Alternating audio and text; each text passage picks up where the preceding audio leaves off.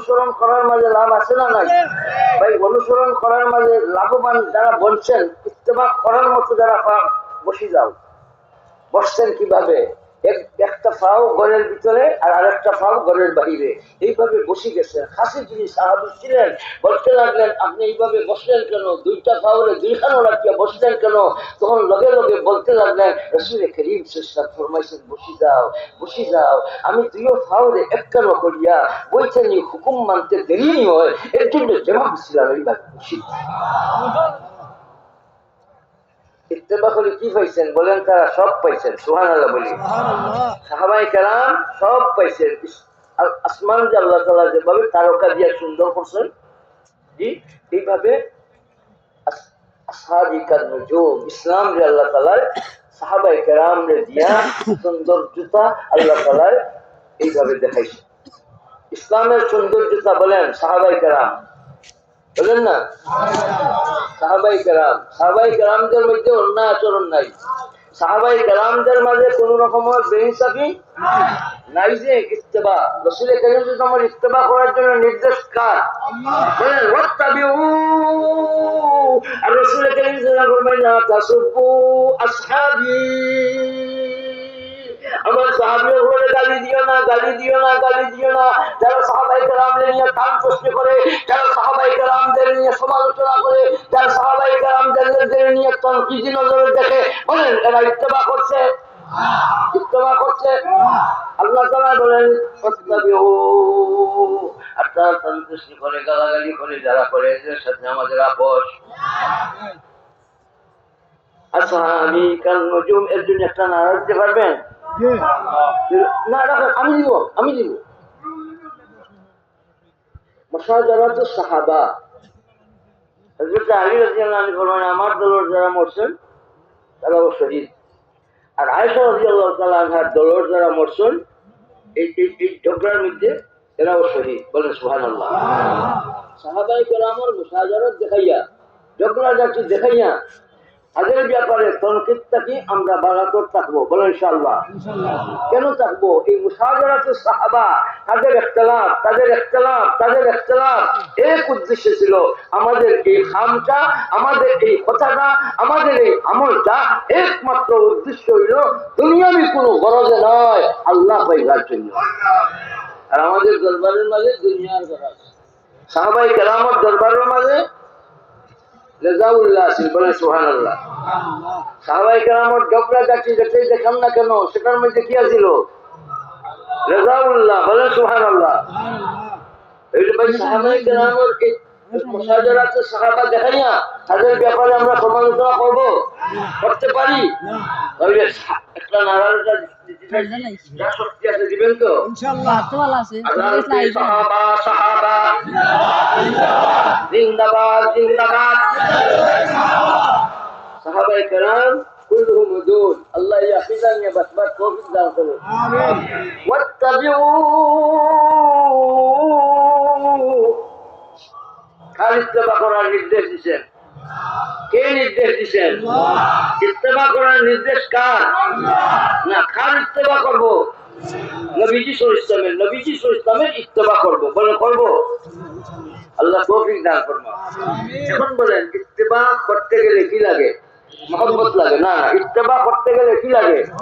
মহব্বত লাগে, মহব্বত লাগে, মহব্বত লাগে। যখন মহব্বত আইব, সাহাবায়ে কেরামের মহব্বত আইছে, এর জন্য তারা মালের দিকে, ডানের দিকে, ঘরের দিকে, কিছুর দিকে চাইছেন না। এরা কেউর মধ্যে ডুব দিচ্ছেন। বলেন বেহারুল হক, মহব্বতের সাগরে। সাহাবায়ে কেরাম কোন সাগরে ডুব দিচ্ছেন? মহব্বতের সাগরে ডুব দিচ্ছেন। ভাই সুবহানাল্লাহ। বাদশার মুলাকাত বর্জন করছেন। রাসূল কারীম সাল্লাল্লাহু আলাইহি ওয়াসাল্লাম লেবাস ছাড়বো না, তোমার মুলাকাত বর্জন করতে পারি। ও ফারসের বাদশা, তোমার মুলাকাত বর্জন করতে পারি, কিন্তু রাসূলুল্লাহ সাল্লাল্লাহু আলাইহি ওয়াসাল্লামের লেবাস বর্জন করব না। এটা মহব্বতের তাকাজা। বলে সুবহানাল্লাহ। ফারসের রাজা কিসরা, মূলত কিসরার দাওয়াত পাইয়া গেলা দুইজন। একজনের নাম আমির ইবনে রবি রাদিয়াল্লাহু তাআলা আনহু, আর আরেকজনের নাম আব্দুল্লাহ ইবনে হুযায়ফা রাদিয়াল্লাহু তাআলা আনহু।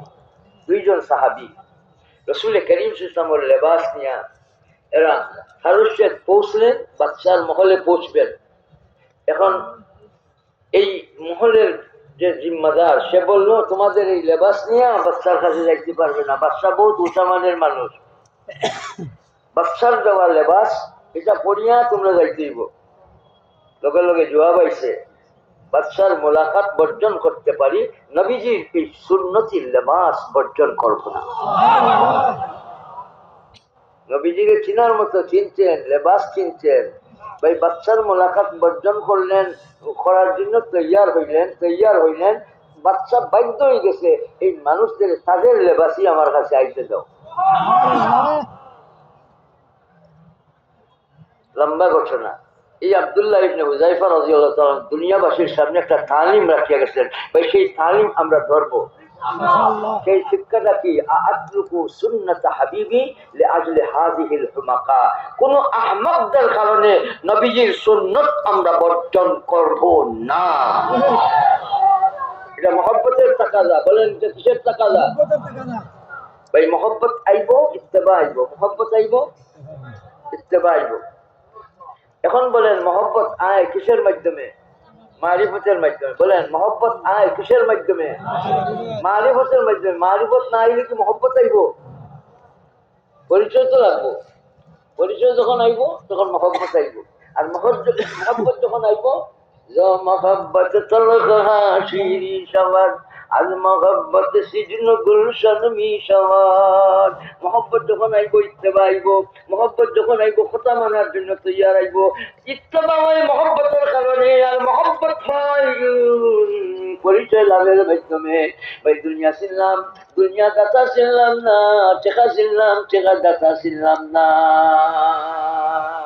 ভাই সত্যি বেশি চিনার দরকার আছে, মালিক রে চিনার দরকার আছে না নাই? আবার বলো ভাই মালিকের নাম পড়ো, আল্লাহ আল্লাহু আল্লাহ আল্লাহু আল্লাহ আল্লাহু আল্লাহু